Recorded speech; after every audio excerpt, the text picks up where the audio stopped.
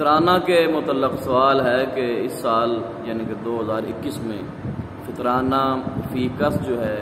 اس کی کیا مقدار ہے؟ کم از کم جو فطرانہ کی شرح ہے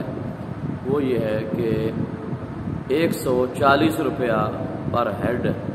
فطرانہ ادا کیا جائے، اور یہ عید کی نماز ادا کرنے سے پہلے فطرانہ ادا کر دینا چاہیے، اور اگر رمضان المبارک کے مہینہ میں ہی اتنا جلد ادا کر دیا جائے گا تو جو مستحقین ہیں وہ اپنا عید کے حوالے سے لباس خوراک وغیرہ کی تیاری اچھے طریقے سے کر پائیں گے۔ تو اس کے لیے یہ کوئی قید نہیں ہے کہ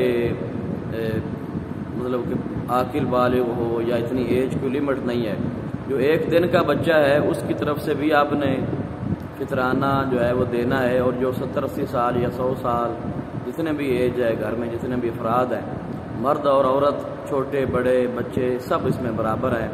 فی کس جو ہے 140 روپیہ پر ہیڈ فطرانہ جو ہے یہ اس کی کم از کم گندم کے حوالہ سے اس کی مقدار ہے۔ اگر آپ کھجور کے حوالہ سے دینا چاہیں تو 2 کلو کھجور کے حوالہ سے، کشمش کے، یعنی کہ صاحب ثروت جتنے امیر لوگ ہیں ان کو چاہیے کہ اس حساب سے جو ہے یہ صدقہ فطر ادا کریں، اور یہ دیتے وقت بھی کوشش کرنی چاہیے کہ جو مستحقین ہیں، جو واقعتاً جن کو ضرورت ہے ان تک، تاکہ حقدار کا جو حق ہے وہ اس تک اس کا حق پہنچ جائے۔ تو اس میں